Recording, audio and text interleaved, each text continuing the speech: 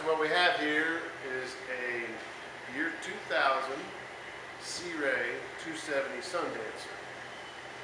Now my customer has come to us with this boat. He's had this boat for a long time. It's got two 4.3 TBI fuel injected work cruisers in it. And he's had lots of problems. He's had water leakage, he's had electrical problems, he's had starting problems, battery problems, and all kinds of things. And we've been trying to fix it over the years without doing what I told him we need to do, which is take everything out and fix all the problems. At that time he said, well, why can't we just put outboards on it? And I said, we can. And so that's what we're going to do.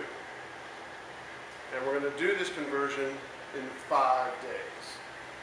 So the only prep work that's been done prior to having moved it into the garage just now is we've taken the dash panel out so that we can do the measurements to be able to put this panel in this space. So we have the material for that, and we still have the panel in one piece.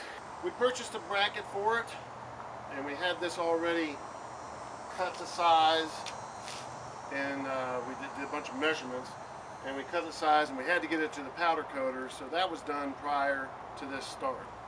So we bought a pair of running 225 horsepower Verados. They're 2007 model, and these are going to go on the Searay. And the nice thing is that I test run them on the boat with all the rigging, and all the rigging came with it, which is going to make life a lot easier. So we have the motors, we have all the rigging, we have the bracket, we have everything pretty much in-house. I'll be ordering a couple things that we need over the week, but these are the motors that are going to go on.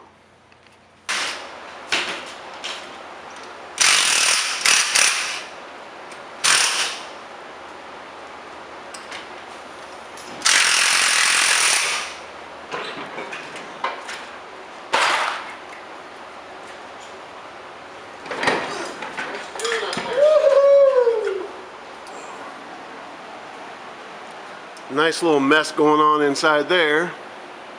So now we have the drives off. Now we got to go inside the boat and start taking everything out up there. Here we have our Mercruiser 4.3 TBI EFI engines. As you can see, that's a tight fit, but all this stuff's going to come out.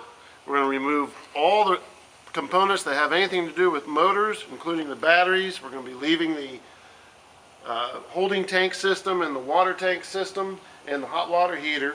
We may move them around, and then it's all going to get cleaned up, and then we're going to paint it, and this will be extra storage space.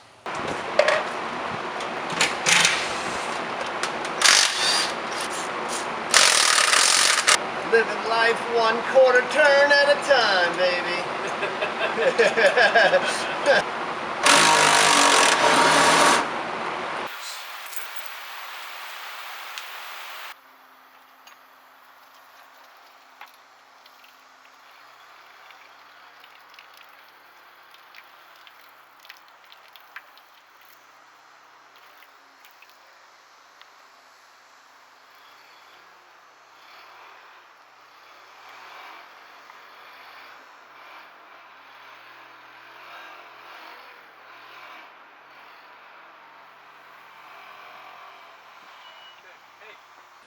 So now, as you can see, the motors are out, and we have all this extra space. We still have to get rid of the transom groups, Y pipes, and all the steering components. We're going to be getting rid of the cables. We're going to be getting rid of all the fuel pumps and anything having to still do with the engines that were in here.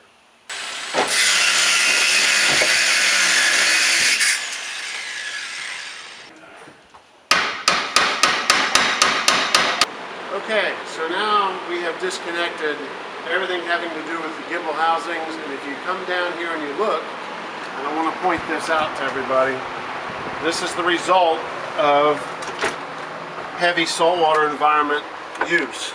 And this, at the beginning of the video, we were talking about some of the problems, but you can see in here, this is your tiller arm and it's loose, okay, it provides a lot of problems. We can see down here at the bottom of the Y pipe where there was leakage going on. That's what all this stuff is about. and it's just, as you can see in the video, it was kind of hard to take apart. But now we have all the nuts off and we're ready to take this apart. Also, I want to show you an engineering design thing. So this is a hot water heater. This is your port side trim pump, and you can see that with the engine sitting right here, how hard it is to get to that yellow cap just to add fluid if you needed to. That's really a Searay special right there. So I thought that would share that with you.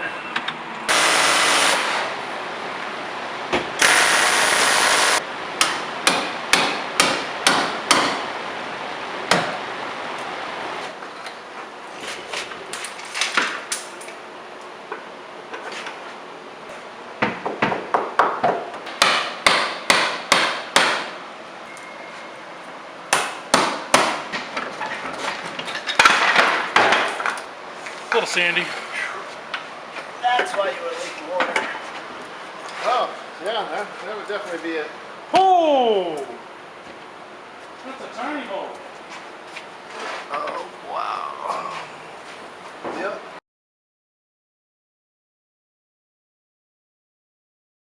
Okay, so now we have the transom groups out of the boat, as you can see.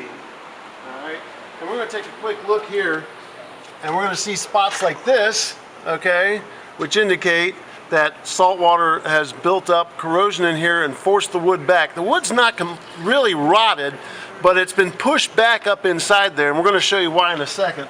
If you come over here, this side's a little bit worse in the manner of all this is built up, and the reason this is built up is because if we come over here to the housing, we can see these holes right here, and right here. And if we come over on this side, we can see these holes right here, right here. This is actually the water tube that exists on the outside. And if I shine the light through here, you can see the light right straight through it. This happens as a result of salt water and corrosion, and it's just broke through that area. So that's why you should take these gimbal housings out every once in a while to stop that from happening.